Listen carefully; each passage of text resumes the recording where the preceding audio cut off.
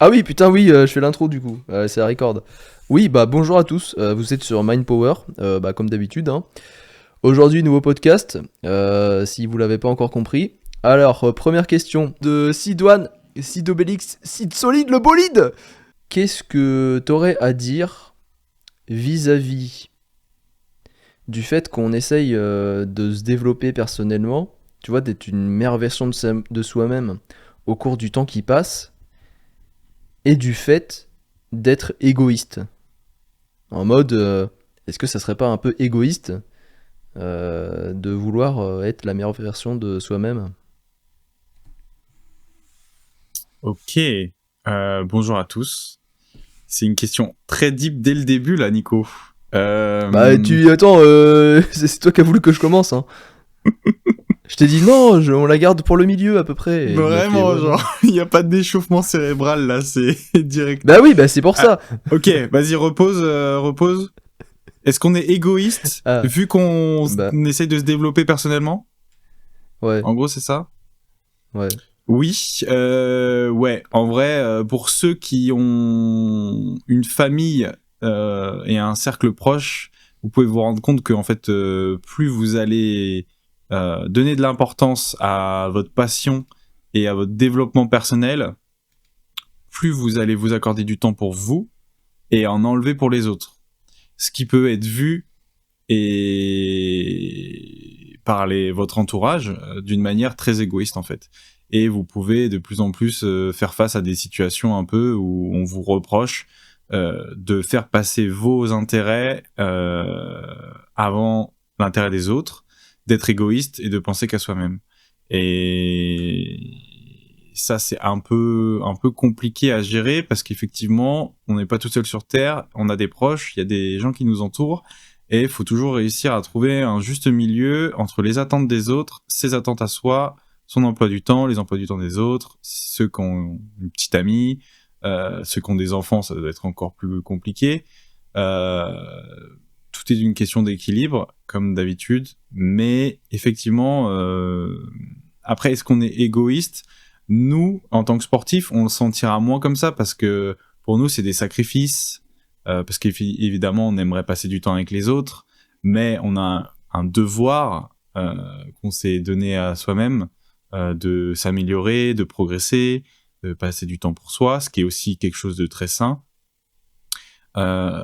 Tout est à nuancer en fonction des situations, tu vois. Et il faut arriver à trouver l'équilibre entre passer assez de temps pour soi et en même temps en offrir pour les autres. Et même ça vous fera grandir encore plus et essayer de sortir de ce truc de euh, d'être égoïste en fait. Et il faut l'être un peu pour plein de raisons, mais si vous l'êtes entièrement, ça peut vous enlever beaucoup de choses dans la vie. Et je pense que c'est plus intéressant de faire 50-50, quoi. Voilà ce que j'en pense. Ouais, j'allais dire, je suis à l'opposé de toi, mais en fait, enfin, je te comprends par rapport à l'angle à laquelle t'as abordé le truc, en mode vraiment, bah, temps, ressources, calories, comment est-ce que tu dispatches un peu tout ça. Et du coup, en fait, pour moi, le fait de vouloir s'améliorer soi-même, d'être un peu meilleur chaque jour, en tout cas en le voyant de manière très globale dans la vie d'un humain et d'un être bah, si assez spirituel, en fait, ce que tu fais pour toi, tu le fais aussi pour l'autre. Et ce que tu fais à l'autre, tu le fais aussi pour toi. Et donc au final, bah, quand tu fais du bien aux gens, tu le fais aussi pour toi parce qu'on te le rendra. Et ce que toi t'essayes de faire pour toi, d'être la meilleure version de toi-même, c'est permettre aux autres de justement disposer de la meilleure version de toi. C'est Ouais. un cadeau qui est trop beau, tu vois. Donc c'est vraiment, ça va dans tous les sens. Et ça me Donc fait non, rire c'est pas du tout égoïste. Et puis pareil, parce que l'autre c'est toi et toi t'es l'autre. ouais. Mais il faut avoir cette capacité aussi de se mettre à la place de l'autre quand il y a ce genre de réflexion pour trouver ensemble une solution et discuter sur les vrais termes. Je m'explique. T'es un mec qui fait du street, tu rencontres une meuf. La meuf, tu la mets pas vraiment au courant que t'es un fou malade du cerveau qui s'entraîne 6 fois par semaine, qui fait du street et c'est le truc le plus important dans ta vie. Tu vas commencer à te rapprocher, vous allez passer de plus en plus de temps ensemble et puis de plus en plus, tu vas devoir annuler les trucs ou pas passer de temps avec elle parce qu'il y a training ou il y a je sais pas quoi. Et au bout d'un moment, bah en fait, elle va pas comprendre, elle peut péter des câbles et se dire mais en fait tu fais passer le sport avant moi, je suis pas importante, t'es égoïste, tu penses qu'à toi, tu fais tes trucs. Du coup, de un, c'est bien de poser les bases dès le début et de montrer que vous, c'est ça. Vous, c'est 5 entraînements par semaine et tout. Et que si elle vous apprécie, vous, et donc votre meilleure version de vous-même, votre physique, tout ça, c'est aussi parce que vous mettez tous ces efforts dans votre sport, dans vos entraînements, et que si on vous enlève ça, vous serez plus le vous d'aujourd'hui. Vous serez une autre personne. Par exemple, si t'as un physique de God et qu'elle t'aime pour ton physique de God et que tu finis par arrêter de t'entraîner pour elle et du coup que tu perds ton physique et que tu deviens un gros lard et qu'elle t'aime plus, bah t'auras tout perdu parce que t'as perdu la meuf et t'as perdu ton physique, gros. Donc, tu vois, faut poser les bases et faut pas oublier ces choses-là voilà, il y a des choses qui font partie de vous, qui sont vous-même, qu'il faut garder et il faut pas les changer pour les autres, faut juste remanier et communiquer. La communication, c'est très important aussi. Et, euh, et voilà, comme disait Nico, c'est 50-50 aussi parce que si vous faites que des trucs pour vous, bah vous allez passer à côté de plein de choses, alors que si vous prenez du temps pour le passer avec les autres euh, et vous êtes un peu moins égoïste de cette manière, ils vont vous apporter plein de choses aussi, plein de connaissances et vont faire évoluer de plein de manières différentes positivement. Et tout ça, c'est super bon à prendre et ça va même faire évoluer, avoir un impact sur votre développement à vous personnel introspectif, tu vois. Donc voilà. Ok. Effectivement, sur cet exemple-là, bah, quand tu connectes avec quelqu'un, c'est avant tout et parce que pour ce que tu es et ce qu'est la personne. Du coup, quand tu as une relation avec quelqu'un, finalement, si tu changes ton être, bah, il y a des chances pour que ça marche plus parce que c'était pas pour ça qu'à la base ça marchait. Enfin, ça a connecté en tout cas. Moi, je le vois beaucoup en mode, faut pas se dire je change rien du tout, mais faut se dire dans un premier temps, essayer d'harmoniser au maximum. C'est-à-dire que harmoniser, c'est un terme qui est différent de changer. C'est mettre en même vibration les deux parties, sans que l'une et l'autre aient à changer. Une fois que tu as harmonisé au maximum, il y aura peut-être au final 5-10% qui marchera pas ouf. Et donc, bah, effectivement, tu vas devoir changer 5% de tes habitudes, 10% pour que ça marche et que ça roule vraiment super super. Et donc, en l'abordant sous cet angle-là, bah, c'est beaucoup plus sain parce que si dès le départ tu te dis oh là là, il faut que je change ça, il faut que je change ça, il faut que j'arrête truc, que j'arrête Mm. truc et que je remplace ces trucs, bah en fait, ouais, c'est juste voué à l'échec, ça va faire que de la merde. Alors que si tu te dis comment on peut faire pour harmoniser, et bah du coup, tu vas rien changer, tu vas juste harmoniser le truc. Et après, effectivement, une fois que tu auras tout harmonisé, il y a des trucs qui merdent encore, tu changes. Et voilà quoi. Et aussi, bah, c'est voilà, en fait, dans les trucs, quand on change quelque chose, c'est aussi, bah, que ce soit changé ou harmonisé, en vrai, faut savoir faire un pas vers l'autre. Si tu fais jamais des pas vers l'autre, il n'y a pas de raison qu'il en fasse un pour toi. Et donc, c'est ça aussi qui est important de manière générale, et même pas que dans les relations amoureuses, comme Jules, il en a parlé, c'est dans la vie de manière générale, faut pas attendre d'aller faire un pas vers les gens. N'espère pas qu'on fasse un pas vers toi si tu fais pas d'abord un pas vers les autres. Mm. Ouais, c'est clair. Ouais, il faut apprendre à s'ouvrir aux autres aussi. C'est quand même super important. Et on le retrouve forcément à fond dans l'entrepreneuriat. C'est que faut pas que t'attendes d'avoir un truc pour proposer. Parce que là, tu vas jamais avoir de clients. En fait, il faut proposer direct. Et c'est pour ça que la strate de la carotte gratuite, bah en fait, ça marche trop bien parce que tu proposes un truc que normalement tu fais payer gratuitement, alors une fois, deux fois, trois fois. Et puis après, en fait, les gens, ils sont en mode, bah non seulement ils ont pu tester, ils ont un PE, ils ont un truc qui est gratuit. Putain, il a fait tout ça pour moi, vas-y, je sais pas, genre ça me plaît, j'ai envie de le récompenser. Et au final, tout le monde est content, tu vois. Mm.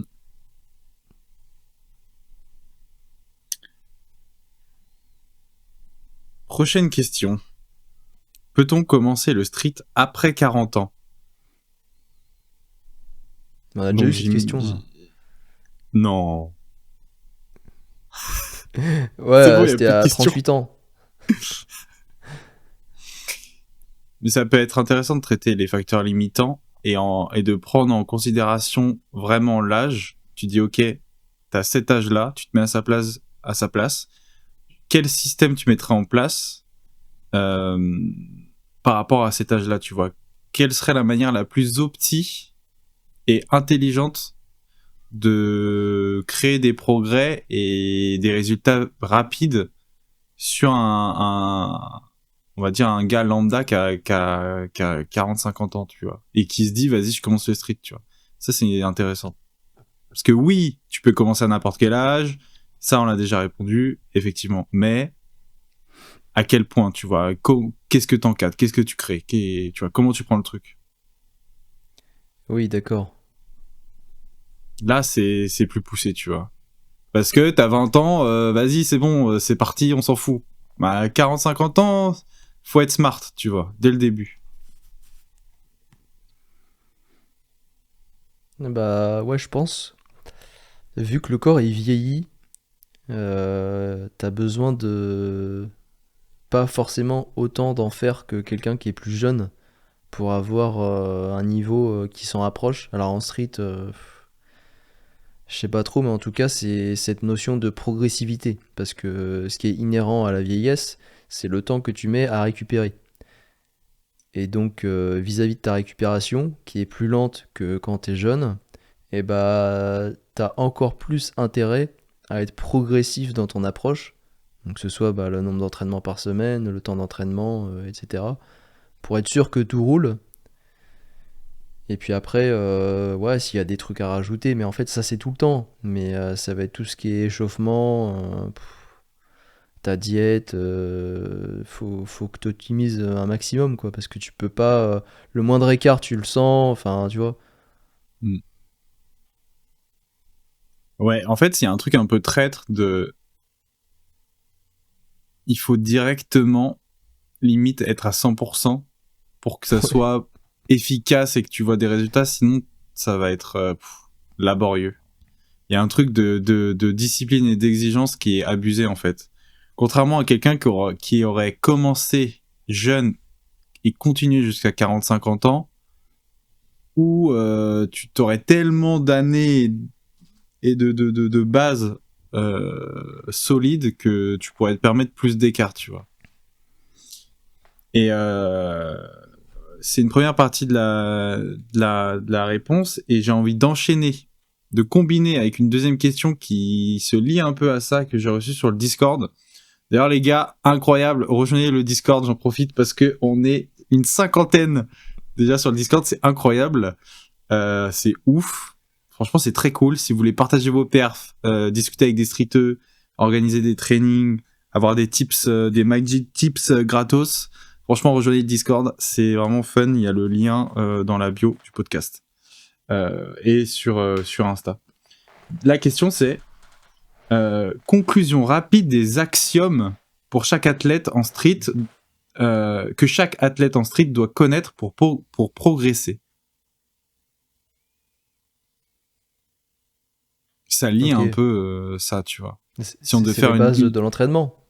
une liste, une liste minimale des choses à savoir pour être le plus efficace possible pour progresser Genre comme une to-do list, on va dire, tu vois, de 5 règles ou axiomes à appliquer. Tu lui donnerais lesquels? Une to-do list. Tu vois ce que je veux dire ou pas? Moyen. Mais c'est les principes en fait. Ouais, oui, c'est ça. Les piliers. Oui. Bah, numéro 1, entraînement au moins 5 fois par semaine, si c'est pas 6. De manière, donc l'intensité que tu vas mettre dans ton entraînement et ou le volume que tu vas mettre, ça va former une intensité générale, c'est-à-dire que tu peux faire très peu de séries très intenses. Ton entraînement, il va être à 60%, 70% d'intensité, d'énergie générale. Tu peux faire peu d'intensité et beaucoup de volume, ça va être pareil. Tu peux faire beaucoup d'intensité et beaucoup de volume, tu vas être à 100% d'énergie, genre, dépensée quoi. Et tu peux faire très peu de volume et très peu d'intensité et 30% d'énergie dépensée. Et donc en fait, toi, ce que tu vas avoir à gérer, c'est que sur tes 6 entraînements, déjà dans un premier temps, tu cherches à évoluer entre 70 et 80% d'énergie par entraînement à dépenser, qui est aussi l'énergie à laquelle tu arrives en termes de fréquence, en termes de je suis frais pour mon entraînement. Genre si tu es frais à 80%, en fait, ton entraînement du jour, tu vas dépenser 80% de ton énergie. Et ça va te permettre d'être assez consistant sur toutes tes séances. Et il faut pas que tu aies des séances en dessous de 60% d'énergie. Et après, dans un deuxième temps, déjà ça va te donner une base pas mal. Tu vas pouvoir t'intéresser à plus haut niveau à la polarisation de ton énergie, à la gestion littérale de ton énergie en fonction de la semaine. Donc vraiment avoir des jours calculés pour que ça soit haute énergie et des jours basse énergie. Donc 6 fois dans la semaine, la gestion de ton énergie qui est fondamentale. Et troisième, pratiquer le mouvement en priorité. C'est un sport de nerveux et qui est ultra spécifique. Et donc il faut au moins que 70-80% de ton entraînement, ça soit ton mouvement principal que tu travailles. Donc après, par exemple pour les planches, ça va être combo et presse, qui sont les dérivés un petit peu du truc et qui restent ultra spécifiques. Pour les fronts, ça va être pareil, ça va être les pull-ups et les raises.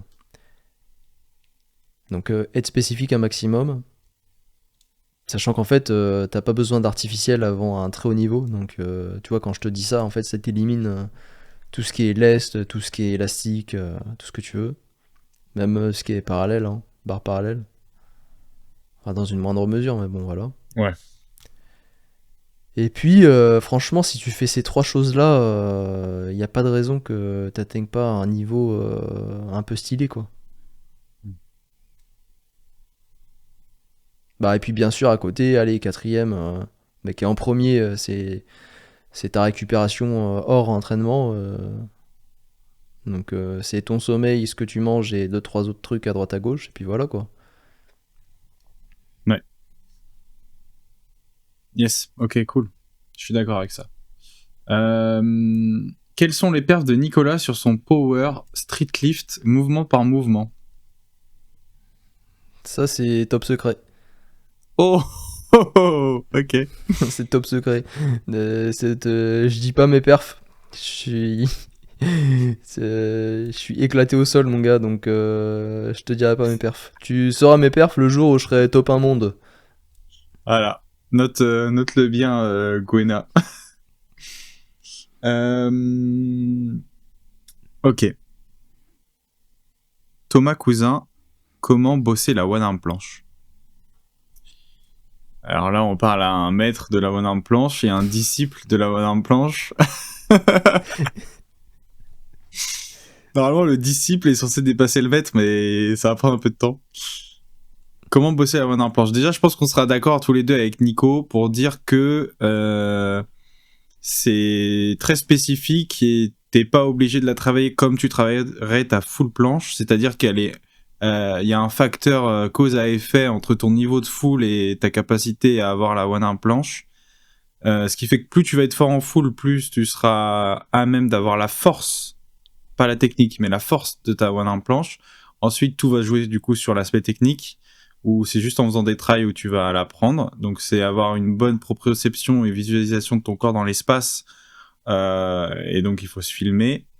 En général, faire 2-3 essais, les bons jours de combo où tu te sens bien, ça va suffire pour réactualiser ton niveau en one arm planche et voir où t'en es. Après, la one arm, elle se travaille de plein de manières différentes et ça dépend vraiment des gens, parce qu'il y a des gens qui aiment le faire au sol, d'autres sur para, et sur para, ça demande aussi, j'ai l'impression, plus de force. T'as ceux qui font des leans et qui lèvent les pieds, t'as ceux qui partent de le handstand et qui ont toute la technique de la négative to one arm planche à apprendre. Il y a plein de manières différentes, il faut choisir celle qui te plaît le plus et peut-être stick à une première technique pour voir son progrès, et ensuite quand tu la maîtrises peut-être passer à d'autres techniques ou d'autres variantes, para ou sol, en fonction de où tu as commencé. Mais voilà, principalement, deviens très fort en full. Si tu as 10 full press, il y a de grandes chances que tu puisses déjà press une one arm et peut-être avoir un petit hold de one arm. Et après c'est du farm, donc tu farmes pour améliorer ta forme et ton placement, et puis voilà. Tu peux rajouter des trucs Nico si tu veux. Bah oui, carrément. En fait, il y a des questions comme ça, genre c'est parce que t'as pas la one arm planche que tu te poses cette Que tu question-là. te Parce poses que la les mecs qui ont question. la one arm... Mais oui, mais en fait, et du coup, t'abordes le truc de la mauvaise des manières. Parce qu'en fait, pour te donner un parallèle, du coup, oui, effectivement, la one arm planche, elle est inhérente à ton niveau de nombre de press et ton niveau de force en full. C'est comme si, ok, j'ai 100 kg en dips, en 1 RM, et j'ai un 4 RM à 80 au dips. Je prends un exemple. Hein. Et ta question c'est en mode, comment faire pour avoir 10 reps à 80 au dips, mais, Entraîne-toi, enculé. mais sans augmenter mon 1RM de 100 kg. Mais en fait, connard, c'est juste le jour où t'auras 120 en dips, t'auras 10 reps à 80. Mais oui. Et donc en fait, là t'as rien genre. Enfin, je sais pas, t'as 5 press full. Comment travailler la one arm planche si t'as fait des tries et que ça lève pas et qu'il est impossible de faire quoi que ce soit, en fait, c'est que t'as pas le niveau. Et en fait, le jour où t'auras 10 press full, bah ouais, t'auras un truc, t'auras une base pour travailler. Et donc ça fait partie des quelques catégories de mouvements, un peu comme les variantes, je les appelle comme ça, où en fait, t'as pas besoin de le travailler spécifiquement. Ton niveau donné dans le move en lui-même, il va être défini par ton niveau max de planche, comme ton niveau de 1 RM en dips, par rapport à ton nombre de reps à 80. Le seul truc qui est intéressant de faire, enfin qui est important de faire, c'est de mettre des tries pour essayer de comprendre comment est-ce que le mouvement fonctionne, l'équilibre, comment je dois sider, mon bras de balancier, comment je le place, est-ce que je le tends, est-ce que je le tends pas, est-ce que ma main elle est lâche, est-ce qu'elle est contractée, est-ce que je cherche loin avec l'épaule ou pas, mon side, j'ai plusieurs manières de le faire, est-ce que je pars du handstand, est-ce que je pars du sol, ma main, comment est-ce que je l'oriente, comment est-ce que je mets mes pieds par rapport à l'orientation de ma main, est-ce que les pouces, les doigts je les resserre, est-ce que je les écarte, est-ce que je plie le bras, est-ce que je tends le bras, est-ce que j'essaye de faire un truc machin. Mais en fait, tout ça, ça va être assez vite résolu en fonction du nombre de tries que tu vas faire. Mais il y a un moment, si ça lève pas, c'est juste que t'as pas le niveau nécessaire. Et une fois que t'as optimisé tous ces petits trucs-là, bah ton niveau, il est figé. C'est pas la bosser en plus qui va faire que tu vas progresser dessus. T'auras déjà Surtout fait sur ce 80... move. Oui, tu auras déjà 90% de ton niveau. Donc tu vas dépenser, dis-toi, tu vas dépenser tout ton temps, de l'énergie à travailler spécifiquement ce move-là pour pour avoir un gain sur 5 mois, sur 2 mois de 5%. Et attends, c'est pas tout, parce que sur 2 mois, tu auras alloué tellement de temps et d'énergie à ce mouvement-là qu'en fait, ton niveau de full, il va baisser. Et au final, tu auras juste régressé pour rien du tout. Donc c'est pour ça que ce genre de variante, ça nécessite peu d'entraînement finalement. Ça nécessite de comprendre vite fait comment le mouvement il fonctionne. Mais à un moment, si t'as pas la force, t'as pas la force. Ouais. Exactement. Surtout sur un move où en fait t'as 2-3 essais par séance en fait parce que sinon tu vas être cramé. Puis t'auras trop mal aussi. Ouais. Franchement. Nails SW, t'habites où? Bah moi j'habite à Paris. Et voilà, super. J'ai une question. Yes. Calice Mika, est-ce que c'est bien de s'entraîner 10 minutes avant son entraînement avec les poids? Donc j'imagine que ça doit être pour faire de la potentiation. Ouais, bah la potentiation, moi je 10 suis minutes, pas ça me fan. paraît... Gros, 10 minutes, c'est comme si quelqu'un il avait pris un gros repos, genre, c'est... Oui, mais ça veut tout et rien dire, 10 minutes. Je prends pas la question au pied de la lettre. Non, mais tu Dire en vois, 10 minutes, c'est peut-être si plus t'as fait deux intéressant trails de avec faire de 5 la minutes de repos. potentiation le matin pour avoir une vraie récup et s'entraîner l'après-midi que d'en faire 10 minutes avant son entraînement, avoir toujours la fatigue des poids que t'as fait, ou alors tu perds l'idée de... Tu vois? Oui, alors ouais. Par contre, potentiation en mode tu fais un truc le matin, mais même du coup, même au poids du corps, en fait, ça va te potencer. Et c'est grise Mais de ouais, groove, ça c'est insane. C'est ouais, tu fais insane. ça. Potentiation, tu fais 2 trails, genre 3 trails max dans une matinée répartis sur une demi-heure, 1 heure. T'as le midi, t'as ta journée, l'après-midi, tu t'entraînes. Ouais, il y a moyen que ça soit pas mal. Par contre, potentiation en mode juste avant, en fait, ça fait que, et ça c'est un des piliers du street aussi, c'est que ton jus primaire, genre ton énergie primaire, qui va être les premiers essais de ton entraînement, les premiers trails que tu vas mettre, elle est hyper importante. Et en fait, les 3 essais que tu vas faire en lesté, t'auras cramé ton jus primaire. Et donc au final, Mm. là, bah, tu l'auras utilisé pour rien. Même si après, t'es plus fort que ce que t'aurais fait en premier essai, d'habitude sans la potentiation, à moyen et long terme, en fait, tu vas régresser et tu vas rien construire. Et tu vas même être dépendant de ta potentiation. Ouais. Et donc là, c'est vraiment road tout dépression. Enfin, pardon, tout régression. Enfin, tout régression. Et éventuellement, accessoirement, Oh le dépression. Enfin, lapsus. non, mais le mot se ressemblait dans ma tête. Et du coup, c'est pour ça que c'est important dans ta routine d'échauffement d'essayer d'optimiser un maximum pour en faire le moins possible du spécifique et de direct bananer sur ton jus primaire et tes premiers essais. Mm.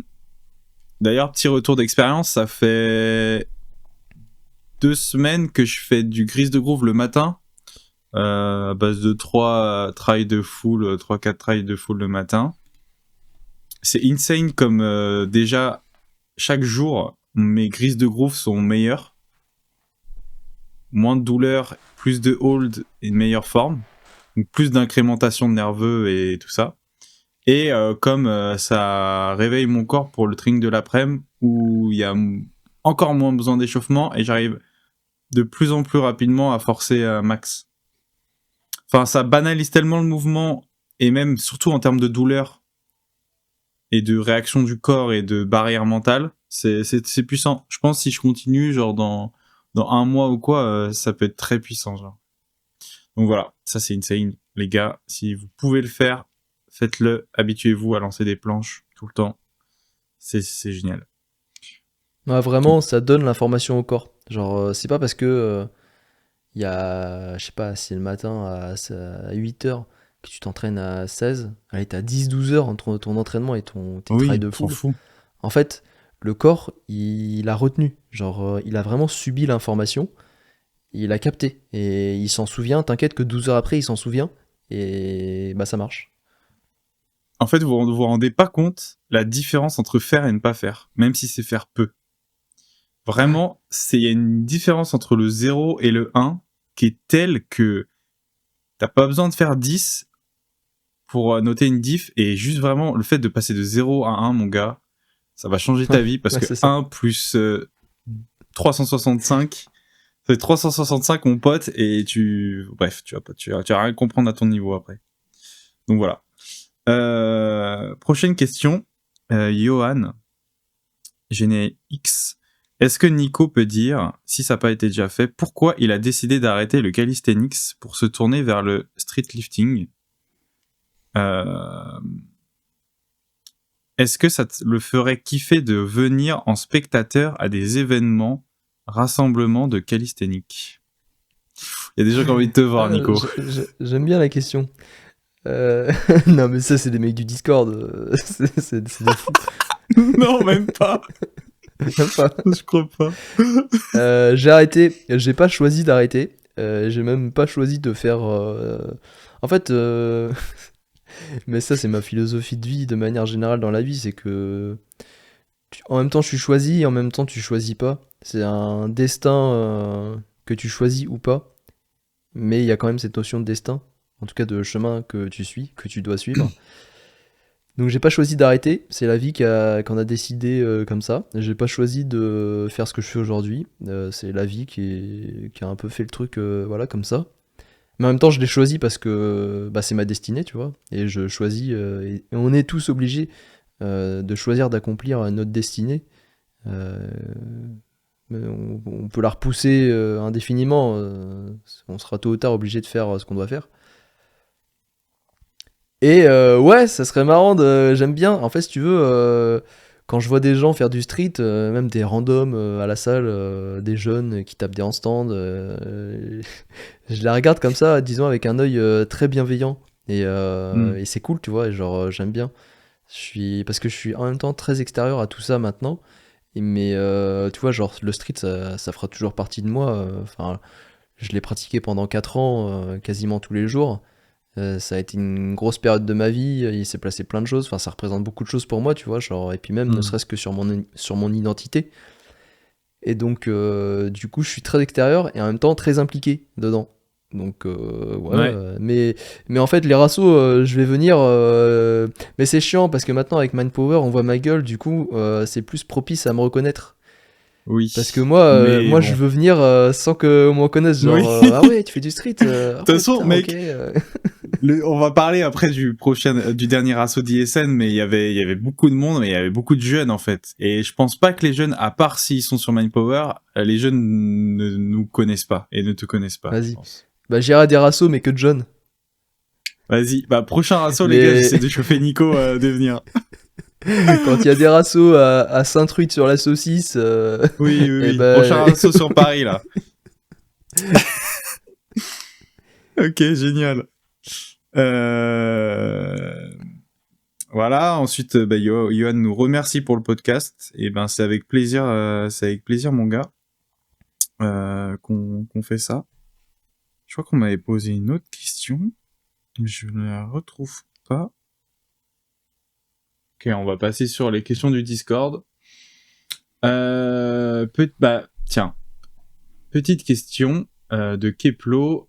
Ça t'a fait quoi de voir certains d'entre nous en vrai? Et que vois-tu pour la communauté à long terme? Donc il parle à moi, j'imagine. Bah écoutez les gars, le dernier assaut d'ISN à Nanterre était génial. En tout cas, il y avait beaucoup de monde. J'étais choqué de voir autant de personnes. Je pense aux alentours de 200, 250. Il y avait beaucoup de jeunes, beaucoup de nouvelles têtes. Franchement, quand tu regardes un peu les vidéos, tu vois des jeunes de 16, 17, 18 ans. Donc, ça veut dire quoi? Ça veut dire que tous les TikTok des gens qui font du street ont bien percé parce que je pense que c'est principalement des gens qui viennent de TikTok aussi, qui ont découvert le street sur les réseaux. Donc, ça veut dire que les réseaux, c'est très puissant et qu'il faut continuer comme ça et que la communauté, elle va faire que de grandir. Mais en vrai, c'était assez impressionnant de voir autant de personnes dans un rasso. Après, c'était un peu le bordel. Il y avait rien d'organisé vraiment. Donc c'était vraiment genre on se voit, on se donne rendez-vous et point barre.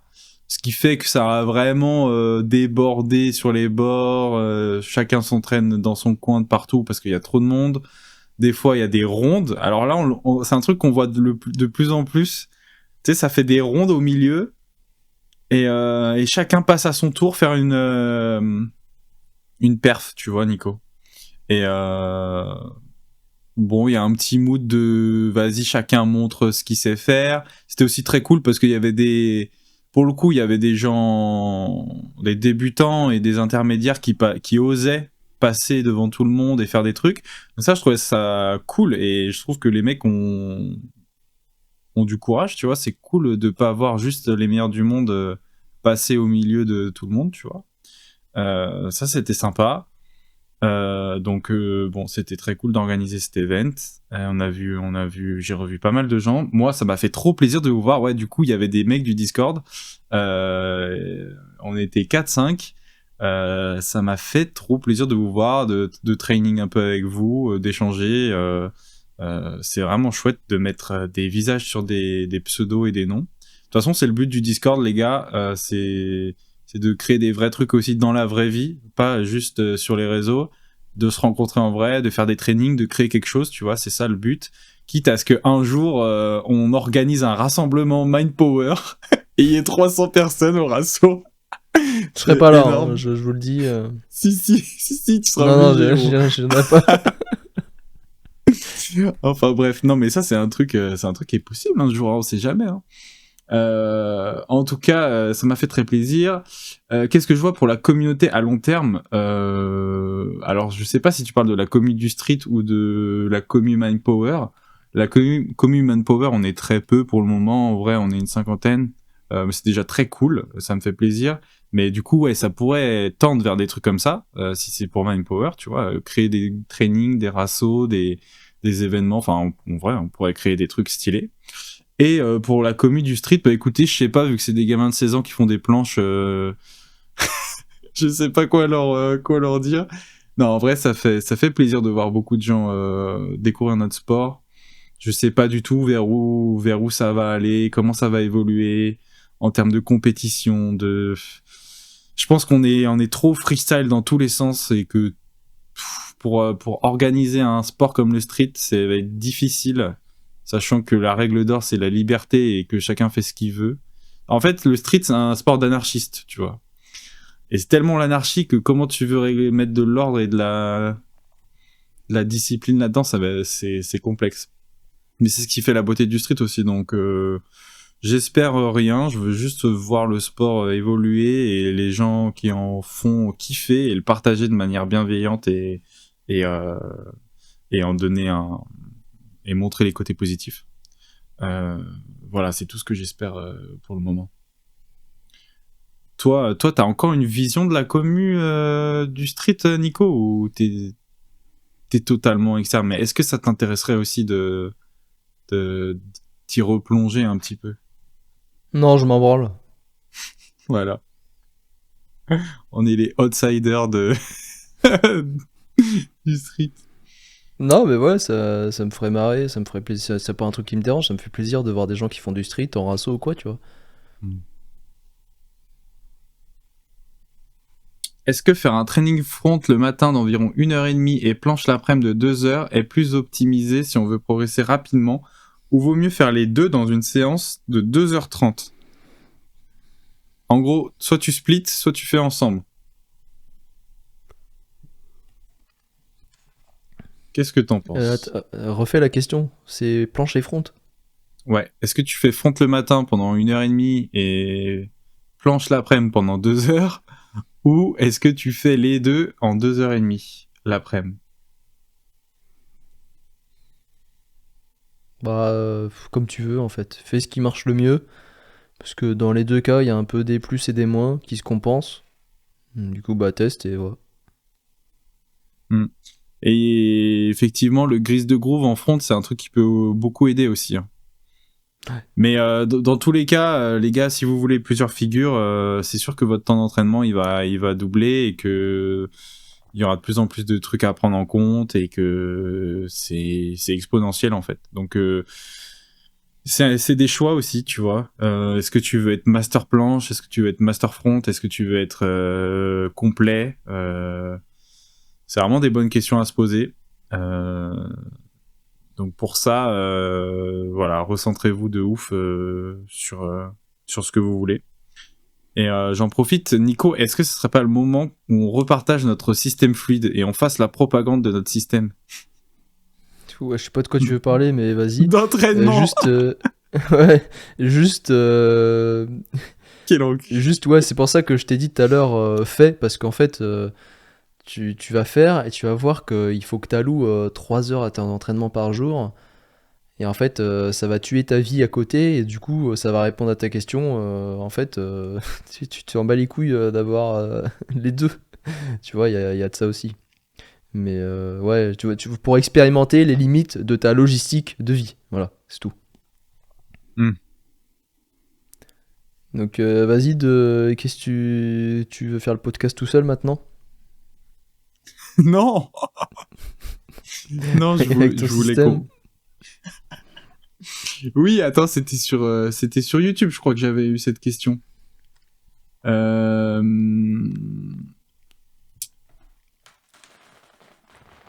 Et on nous a demandé quel était notre système d'entraînement. Parce qu'on parle beaucoup du système, tu vois, dans nos podcasts, qui est en fait la méthode d'entraînement que tu as créée pour progresser, en fait. Mais on pourrait la rappeler pour tous ceux qui arrivent sur le podcast et qui n'ont pas bien compris. Qu'est-ce qu'on fait, qu'est-ce qu'on applique pour être hyper optimum et progresser vite et prendre beaucoup de force et être très, très, très fort. Je l'ai Ça dit vend tout à du rêve, l'heure. ça. Non. De manière poussée? Avez-vous Bah, tu veux pas. abordé votre système dans un de vos podcasts? Bon, je pense qu'il n'a pas écouté tous les podcasts. Oui, mais c'est pas grave. Enfin, qu'est-ce que tu veux qu'on répète et qu'on redise? Combo, presse, neg. Le système d'entraînement de manière très poussée, tu vois. Bien expliqué. Ah oui, parce qu'il a dit c'était nous, c'est le nôtre. Oui. D'accord. Bah déjà, combo jusqu'à 6 press full. Après, une fois que t'as 6... Alors oui, les combos. La Voilà. philosophie des combos. Ok. Ah, tu vois, tu vois. Ah, mais Ok, tu me les casses les gars, couilles. notre système fluide dévoilé maintenant. Mais non, mais non. Comment? Ouais, les combos, il faut toujours faire le plus que tu peux à chaque seconde qui passe, avec les mouvements, du coup, forcément, du plus difficile au plus facile. Du plus difficile au moins difficile, on va dire. Et en fait, tu lâches pas la barre tant que tu peux encore la tenir. Bon, sans être dans l'extrême non plus, tu vois. Donc typiquement, ça va être quoi? Ok, j'ai 5 secondes de straddle. J'ai une presse, pas bloquée. Ou peut-être qu'elle est bloquée vite fait. Donc tu commences, tu lean, tu presses straddle, ok. Si t'as là, ce que tu peux faire en vrai, normalement t'as des handstand push-up. Donc tu resserres les jambes, handstand push-up, tu réécartes les jambes. Hop, j'essaie de faire ma négative, impossible que tu la bloques. Si tu la bloques, tant mieux. L-sit, remonter en force, voilà. Et là, négative, je pense que t'es claqué. Et donc en fait, ça te sert de base de départ. Et tu le fais évoluer. Donc il va évoluer comment? Au bout d'un moment, en fait, tu vas faire ta presse, ok, ta HSPU, peut-être tu auras un peu plus de depth sur ta HSPU. Tu vas négative, et là, cette fois-ci, plutôt que de neg jusqu'à retomber en S-sit, et bah, tu vas réussir à la bloquer 1 seconde, puis 2 secondes. Puis après le L-sit, bah, tu seras un peu plus à l'aise, et carrément, tu pourras faire une montée en force bras tendu. Et puis en fait, quand t'arrives là, et bah, c'est plus 5 secondes de straddle que t'auras en max, c'est carrément, t'auras déjà 8-9 secondes de max en straddle. Et donc en fait là, tu pourras faire carrément un hold de 2 secondes avant de press ta straddle. Mais du coup, vu que t'auras fait un truc très très dur au début, et bah après, la depth sur ta HSPU, bon, peut-être que t'auras reperdu un peu, mais passons. Ensuite, tu vas renégative en straddle, peut-être qu'elle sera plus bloquée 2 secondes et qu'elle sera bloquée qu'une seconde, voire plus du tout. Et donc en fait, jusqu'à retrouver ton blocage en straddle, truc, et puis niveau débloqué, et bah là après, carrément, j'ai 2 ou 3 presses straddle maintenant, donc je peux faire... en fait, je peux commencer mon combo, je fais un hold de 2 secondes, je presse en truc, je renégative direct, pas de HSPU, je represse, en stand push-up, négative, pas bloqué. Et donc en fait, tu le fais évoluer comme ça à l'infini. Au bout d'un moment, bah, ça va être compliqué de faire plus avec ça. Et ce qui va être intéressant, en tout cas, enfin moi, pour répondre à la question de qu'est-ce que je faisais moi, et c'est simplement le chemin que j'ai suivi en fait, hein. Au bout d'un moment, je suis arrivé à un palier à ça. Et je me suis mis à travailler les hold plus press et les négatifs plus hold. Donc je me souviens, hein, mon premier entraînement et mes premiers entraînements, je faisais... En fait, ce que tu dois faire, c'est un max hold plus press. Donc en général, là, t'as bien 5-6 press full. Max hold plus press, le nombre de secondes que tu fais, ça va dicter le nombre de séries que tu vas faire sur ton hold plus press et le nombre de séries de press con que tu vas faire ensuite en AMRAP, en quasi max, quoi, en max rep. Et par rapport à ton nombre de secondes que tu fais en hold plus press sur ton premier try, que tu le fais à 100% d'intensité, en fait tu le fais à l'échec, genre, tu retires, je sais pas, si tu as fait 10 secondes, la deuxième série, tu vas faire 7 secondes. Donc ça veut dire que tu dois avoir un chronomètre devant toi et tu dois press à 7 secondes. En fait, tu dois pas être à l'échec. Genre tu dois retirer, je sais pas, tu dois retirer 20, 30, 40% en fait pour la deuxième et troisième série de ce que tu as fait avant. Et donc en fait, si tu as fait 10 secondes, tu vas faire 10-10. Donc 10 séries de all plus press, 10 séries de press con. La deuxième série, on va dire, tu fais 7 secondes. Donc en fait, la deuxième série, tu fais 7 secondes, tu presses. Normalement, elle passe bien, tu vois. Troisième série, tu vas faire 7 secondes, tu presses. Quatrième série, je pense que tu as encore 7 secondes, tu represses. Et là, elle est passée quasiment pile, t'es à l'échec, genre. Et donc quand tu arrives là, tu baisses 7, tu peux passer à 5 secondes. Tu vois, en fait, tu adaptes les paliers. Donc là, tu vas faire que des... Donc on est à 4 séries. Tu vas faire 5 secondes, tu presses, ouah, facile. 5 secondes, je presse, facile. Facile.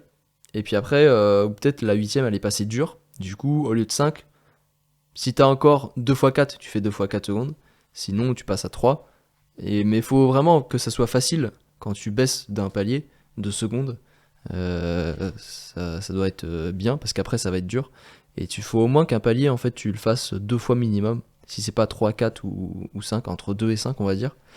Et donc, huitième série, 3 secondes plus presse. Dixième série, 3 secondes plus presse. Ok, tu peux prendre 4-5 minutes de temps de repos, sachant que entre à chaque fois tes séries de presse, quand tes pieds ils retombent au sol, tu prends ton chronomètre, tu le relances, et tu prends 2 minutes top chrono de temps de récupération. En tout cas, moi, c'est ce que je faisais. Je pense que ça peut évoluer entre 2 et 3 minutes. Mais au-delà de 3 minutes, je pense que ça n'a plus trop de sens, cette méthode d'entraînement. Et en dessous de 2 minutes, ça me paraît quand même très chaud. Moi, tu vois, j'étais dans la limite basse, on va dire. Parce que j'ai des capacités d'endurance, je pense, mitochondriales, et même c'est ce que je travaillais aussi, qui sont quand même pas mal. Et une fois que tu as fait ça, allez, petit entracte de 4-5 minutes, on va se boire, voilà, on se pose vite fait. Et là, tu me fais 10 séries de max press, con. Si t'arrives pas à les encaisser, tu le fais pas en max, tu gardes une presse de réserve. Donc ça va être quoi si t'as, en fait, là, tu vas faire 10 séries. La première série, tu vas faire 3 presses, je pense. Si t'as 10 secondes de haut plus presse et qu'on dit que t'as bien, putain, ouais, non, t'as presque, ouais, t'as entre 6 et 8 presses full. Ouais, 6-7, je dirais. 8, ouais, peut-être 8 suivant les individus. Du coup, bah là, ta première série, tu vas faire, allez, peut-être 4 presses, 4 ou 3 presses. Et puis puis à chaque fois, tu prends 2 minutes, toujours pareil. Et voilà, du coup, ça va faire 4 presses, 3 presses, 3 presses, 3 presses, 2, 2, 2, 2, 2, 2, 2, 2, 2, 2. Et puis voilà, ton entraînement, il est fini. Et donc, un mois plus tard, tu auras progressé. C'est plus 10 secondes de le plus press, c'est... Enfin, un mois, je te souhaite que ça fasse quand même avant. T'as 13 secondes de all plus press. Donc t'as gagné 3 secondes sur ton all plus press. T'es beaucoup plus fort sur tes combos, etc. Et donc là, bah pareil, même principe. Quand t'as 13 secondes de all plus press, même principe, méthodologie des paliers. Et cette fois-ci, c'est 13, 13. Donc 13 séries de all plus press, 13 séries de press con. Pour les négatives, ça fonctionne exactement de la même manière. Tu te mets en stand, tu négatives, tu hold max jusqu'à tomber. Ça dit ton nombre de séries que tu dois faire le jour J. Sachant que tu peux quand même apporter un petit peu de souplesse là-dessus si tu n'arrives pas à parfaitement gérer ton énergie. Mais donc du coup, tout ça, bien sûr, en fait, ça fonctionne en respectant les principes de l'entraînement, de gestion d'énergie et éventuellement de polarisation d'intensité. Et ne fais pas que des hold plus press ou des négatifs plus hold, garde toujours une base de combo, 20-30% de combo en fait. Et le reste, 80-70% de hold plus press ou de négatif plus hold en termes de travail, c'est bien. Et puis t'accentues des semaines en travail de presse, que ce soit en négative ou en hold, et des semaines en combo, et puis t'es bien quoi. Ok, donc on voit que c'est quand même hyper spécifique. Il y a toute une notion de palier, de trucs à savoir qui est beaucoup plus complexe que juste dire ouais, il y a 2 exos qu'il faut enchaîner avec 2 minutes de repos, tu vois. Il y a un vrai rapport cause à effet entre le premier et le deuxième exercice et des paliers à connaître, l'importance du premier try qui influe sur les tries d'après et cette notion de seconde qui doit augmenter au fil des semaines, etc., etc. Plus, il y a un truc que t'as pas mentionné aussi, mais ça, c'est le travail spécifique. Et même s'il y a les jours combo, il y a aussi le sol. Il y a aussi le sol en début de séance, handstand, les maltaises. Où est-ce que tu mets les maltaises dans tout ça parce qu'il n'y a pas juste la full, surtout aujourd'hui, maintenant, c'est beaucoup de combos push-up press avec des gros power moves type maltaise press, sol, voire du travail aux anneaux, etc. Tu vois. Ça, je peux ajouter, parce que je pense que voilà, il y a vu qu'on a beaucoup d'énergie au début du training, on peut incorporer, si ça vous intéresse, du sol avant votre travail spécifique de presse. Vous allouez 20-30 minutes de sol au début de votre entraînement. Vous avez beaucoup de force pour tester ce qui vous fait kiffer au sol. Si vous travaillez la 2 doigts, si vous faites des one arm planche, si vous voulez tester des combos au sol, faites-le dès que vous arrivez au début au sol de votre training, puis allez vers votre travail spécifique de presse ou de négative ou de push-up en fonction de votre journée. Mais pas tout le temps. Si c'est le sol, c'est pareil, c'est ton jus primaire. Donc moi je fais tout le temps, le plus important, tu progresserais plus si tu commences direct par tes négatifs plus hold ou tes hold plus press. Bah, je sais pas, parce que vu que j'ai 100% enfin, on va dire, j'ai mon max d'énergie, bref. Quand t'arrives à l'entraînement, c'est tellement efficace de forcer dans le dur sur du sol dès le début, et après de faire son travail SP. Je trouve la force que je gagne au sol, elle me donne tellement. Plus alors c'est que sûr si, que tu pourrais donner plus que si 3... tu commences direct par le hold plus press et que tu te réserverais des actualisations de niveau avec des jours en sol. C'est intéressant. Si je fais pas mon sol au début, imagine aujourd'hui là c'est ouais, mais là c'est combo. Oui, ouais, mais est-ce que c'est ton truc de ouais, j'ai du mal à bananer l'échauffement mes couilles? Parce que si c'est ça, c'est très spécifique à toi. Hein. Non, ça a rien à voir avec ça. C'est que j'aime trop le sol et je veux être trop fort au sol.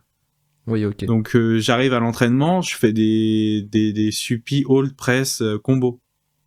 J'en fais 4-5 et après je passe au hold plus press ou négatif plus hold ou push-up, tu vois. Alors, j'ai mon sol au début, tu vois. Oui, ce que tu devrais faire, en tout cas One avant arm, de faire ça c'est le cas de figure numéro 2 si ce que je te propose là ça marche pas. Tu vois, c'est toujours pareil, c'est pas parce que je dis un truc que forcément ça va marcher. Il y a un ordre dans ma tête, si tu veux, dans ce que j'ai à te proposer. Donc en fait en numéro 1, ça va vraiment toujours être le hold plus press ou négatif plus hold.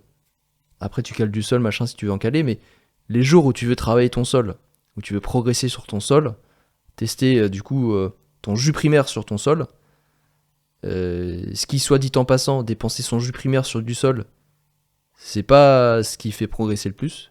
Mais bon, ça reste un combo, un effort où tu dépenses ton jus primaire de manière efficace. Enfin justement, c'est pas hyper efficace sur le sol, mais bon. Ok. Bref. En fait, tu te réserves des jours. Tu cales un jour, 2 jours dans la semaine où tu commences par le sol. Après, tu peux faire ton spécifique ou autre chose, mais en tout cas, tu as vraiment une base dans ta semaine où tu as des entraînements où tu dépenses ton jeu primaire sur la base de l'entraînement, que c'est les holds, quoi. Enfin, et les presses. Ok. Tu vois, là, c'est Et vraiment plutôt que de faire un mix de tout, un peu de merde, on ouais, catégorise bien comme il faut et on est productif sur chaque truc. On le fait à ouais, mais 100%. ok, oui, oui. Donc, ok, là c'est mon jour de Hall plus press. J'arrive, je fais direct mon Hall plus press sur para dès le début. Je fais mes trucs. Ça, c'est sûr que du coup, j'aurai un meilleur Hall plus press et les 2 exos, j'aurai encore plus d'énergie. Mais après, moi j'aime bien en tout cas faire encore du sol après l'exercice spécifique, tu vois. Ah oui, ben ça, t'en fais Travailler autant que tu veux. les lignes de doigts, refaire des full au sol, Ah oui, il faire du faut. handstand, faire des one arm, tu vois, après le spécifique. Et pour les jours combo, par contre, c'est pareil. Je commence toujours mes jours combo avec du combo sol et ensuite du combo para. Ouais, ben ça, pour moi, en fait, tu perds littéralement de la progression. Parce qu'en fait, en tout cas, si tu fais ça tout le temps, genre les combos sol, faut que tu le voyes un peu comme la one arm planche, en mode de temps en temps, j'actualise mon niveau. Hmm. Parce que le sol, t'as beaucoup trop de notions d'équilibre qui font que tu dois contrôler ton mouvement. Et comme tu dois contrôler ton mouvement, c'est pas ça qui engendre le plus d'adaptation en termes de progression de performance. Alors que sur les Oui, combos, quand t'es au para, tu serres la barre, gros, t'y vas. Et il y a beaucoup moins cette notion d'équilibre. ouais, c'est vrai.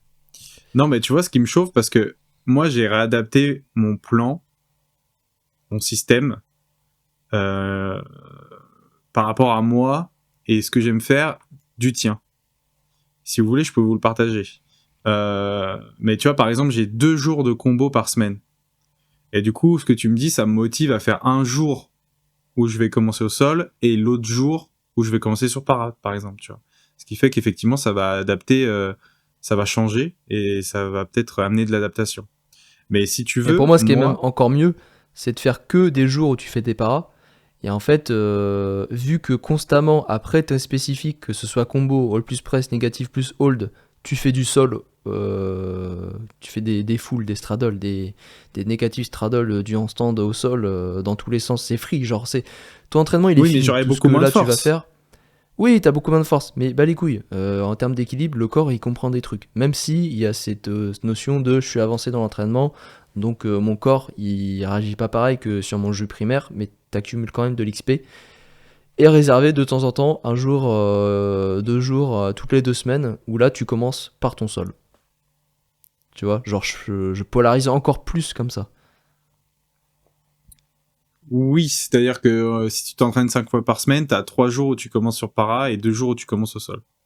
Même pas. Tu as 5 jours, tu fais pas de sol, il n'y a pas de je commence au sol. Tu fais du sol autant que tu veux après tes spécifiques, après tes premiers exos d'entraînement. Et toutes les 2 semaines, allez, une semaine sur deux, tu te prends 2 jours, il y a 2 entraînements dans la semaine où tu commences au sol. Et c'est tout. Hmm.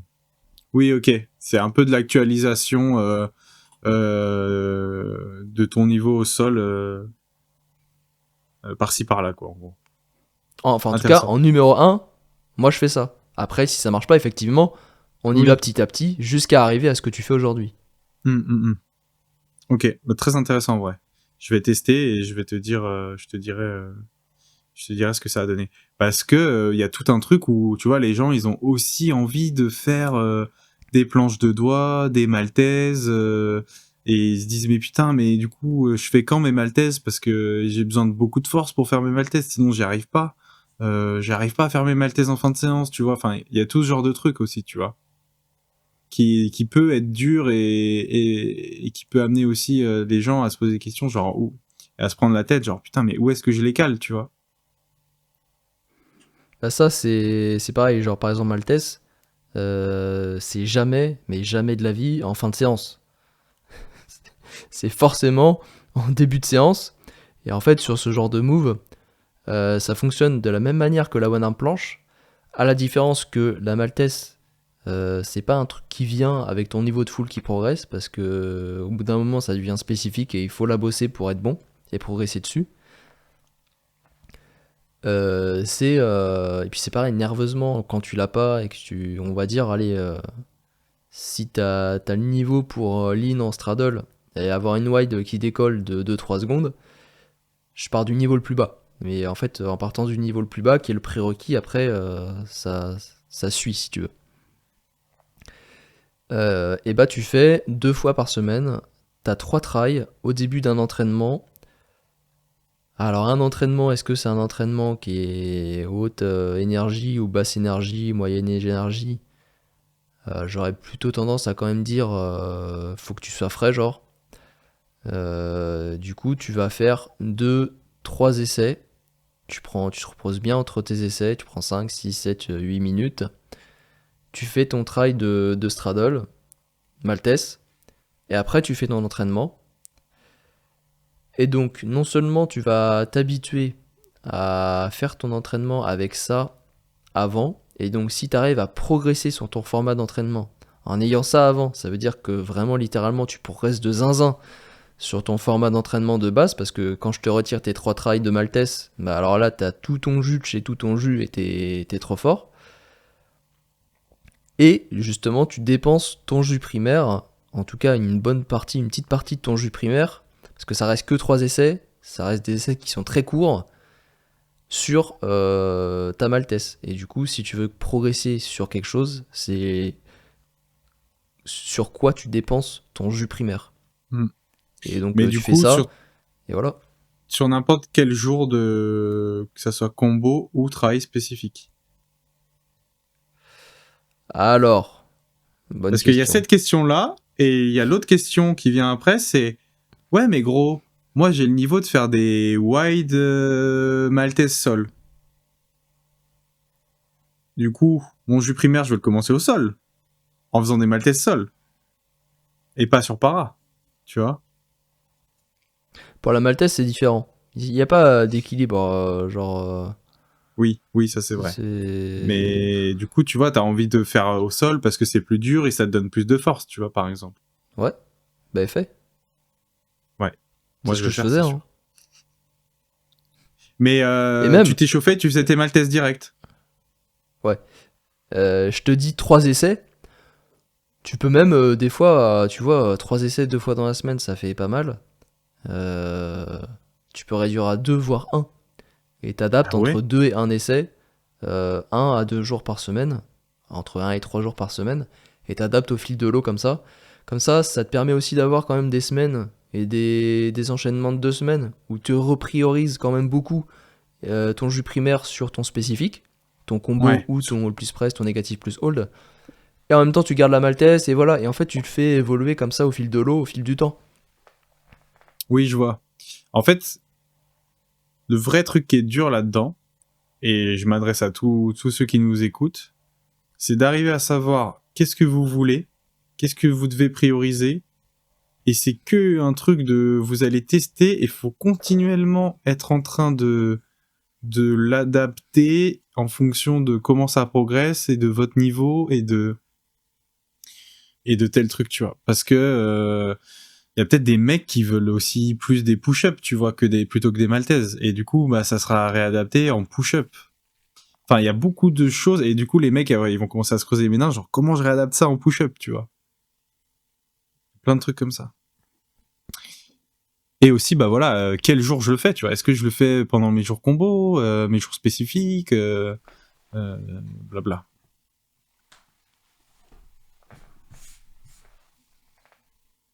C'était quoi Voilà. que tu voulais dire? Bah, je voulais savoir, ouais, voilà, je veux travailler mes maltaises au début, c'est ma priorité du moment, avec ma foule et tout. Euh, Est-ce que je le fais durant mes jours combos? Est-ce que je les intègre au Oui, voilà. combo ou je les fais de manière spécifique au début? Ou alors je les mets les jours de hold plus press ou de négatif plus hold avant l'exercice spécifique?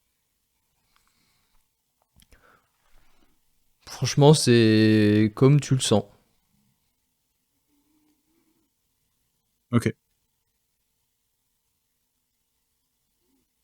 ok, ça n'a pas d'incidence. Il y a pas de. Enfin, Bah, si, ça a une c'est tu incidence, testes. mais il Oui, faut oui, il y a tester, une ouais. incidence dans les deux cas. Ça fait que dans les deux cas, ça va rendre ton training hold plus press ou négatif plus hold ou combo différent. Mais voilà, il y a ça se compense. Donc franchement, teste, fais comme tu le sens bien. Voilà. Mm, mm, mm.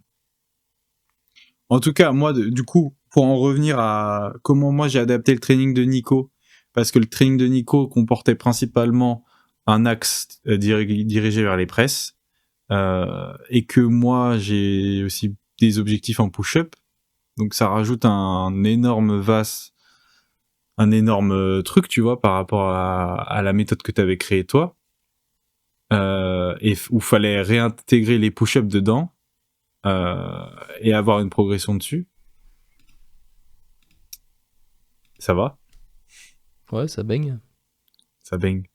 Et du coup, c'est pour ça que moi, j'ai décidé de faire un jour de combo, suivi d'un jour de travail spécifique push-up, suivi d'un jour de négative, travail spécifique neg, un jour de repos, grise de groove, le vendredi combo encore, et le samedi, travail all plus press, dimanche repos.